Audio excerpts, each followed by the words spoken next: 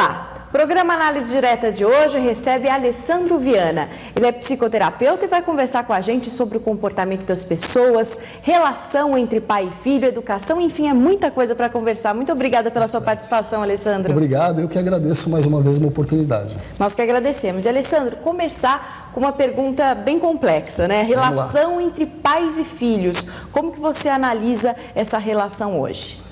Olha, Carol, infelizmente hoje, por causa da demanda aí de vida dos pais, está acontecendo uma situação que me preocupa um pouquinho, a ausência da qualidade no relacionamento com os filhos. Então hoje a gente está nessa dinâmica de trabalha muito, pouco tempo, pouca qualidade com os filhos e delegando muito a responsabilidade a colégio, a babá, a profissionais da minha área. Então essa situação é que mais me preocupa, que aí vem aqueles índices alarmantes de drogas, de álcool, né? Então, essa dificuldade afetiva dos pais com os filhos é o que mais me chama a atenção. E, Alessandro, talvez preparar, planejar realmente a hora de ter um filho já seria um começo para essa relação começar melhor? Sem dúvida, né? É importante, porque muitas vezes eu atendo alguns casais também que tem essa projeção de ter um filho e tal.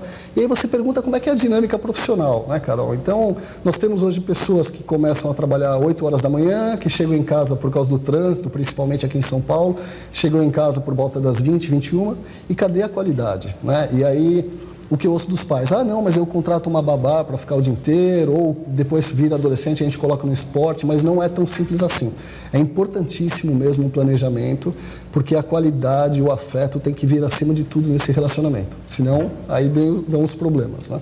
Esse afeto da figura pai, da figura Sim. mãe, para a formação psicológica ainda é muito importante, sempre será. Ninguém substitui, não adianta delegar. Eu acho que o que eu falo para os pais também, claro, que não dá para a gente parar de trabalhar para educar os filhos, mas as pessoas às vezes confundem a quantidade com a qualidade. Não adianta também você ficar o dia inteiro com o filho e não ter a qualidade. Então, o importante é se ter a qualidade. Se você tiver 1 hora com o seu filho por dia, com muita qualidade, com parceria, chamar para um diálogo, explicar sobre drogas, sobre álcool, sobre sexualidade, já tem muitos ganhos. O problema é que nem isso está acontecendo ultimamente. E, Alessandro, quais seriam as dicas para equilibrar essa difícil relação, né, entre qualidade e quantidade? Quem às vezes está pensando agora em casa em ter um filho, mas pai e mãe trabalhando fora, como resolver isso? Olha, como eu falei, Carol, precisa realmente de um planejamento, né? Não é uma coisa tão simples, não existe a fórmula mágica, certo. Ou a criança também não vem com manual de instrução. Tem que saber que existe a necessidade daquele acompanhamento próximo, né? Não adianta delegar. Então, eu acho que se os pais, como eu falei agora há pouco, se tiver um pouco do seu dia, que seja 2 horas por dia, 3 horas por dia, com muita qualidade com o seu filho, ter uma comunicação muito próxima, acolhedora, porque não adianta também chegar à noite e ficar com o filho só brincando, deixar ele fazer o que quer, que não funciona. Vamos falar sobre limites justamente por isso. Enfim, eu acho que estimular essa comunicação mais próxima e ter um bom planejamento é a única chave do sucesso, ao meu ver. Questão dos limites, né? Tem muita literatura, né, que as pessoas hoje classificam como autoajuda, enfim, essa questão da classificação também é questionável. Mas quanto aos limites, Alessandro, como estabelecê-los? Você falou uma coisa interessante sobre os livros de autoajuda, né? A questão, os livros sempre tendem a pontuar como você deve educar o filho, faça isso, que o resultado vai ser aquilo, só que muitas vezes não funciona. Então eu pego alguns pais que falam, poxa, Alessandro, eu não estou conseguindo, eu peguei toda a metodologia daquele livro e não consigo praticar e aplicar. O que estão esquecendo? Dos valores dos próprios pais. Então, muitas vezes os pais, Carol, têm a sua formação de educação, a formação de família e tendem a colocar aquela mesma educação. Esquecem que a criança tem uma percepção individual e esquecem das informações que hoje estão chegando com muito mais velocidade do que na minha época, por exemplo.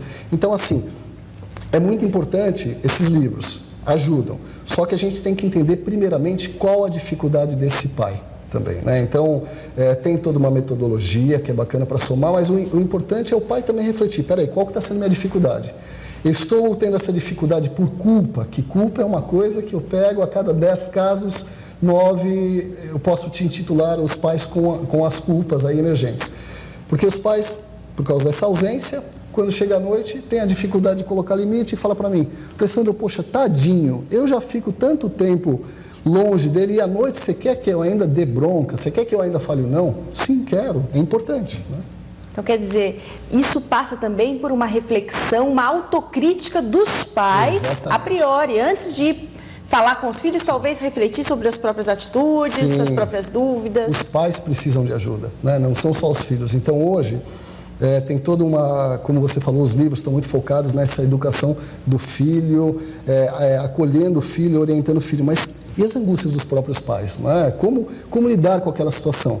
Então, como eu lhe falei, ele fala para mim, poxa, Alessandro, meu pai fazia assim, deu certo, hoje eu sou uma pessoa formada, trabalho, etc. e tal, e com meu filho não está dando.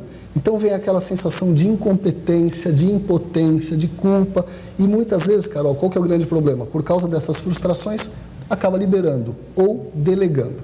Delega para o colégio, delega para babá, delega para o psicólogo, e esses profissionais, fora a família, eles não fazem milagres, né?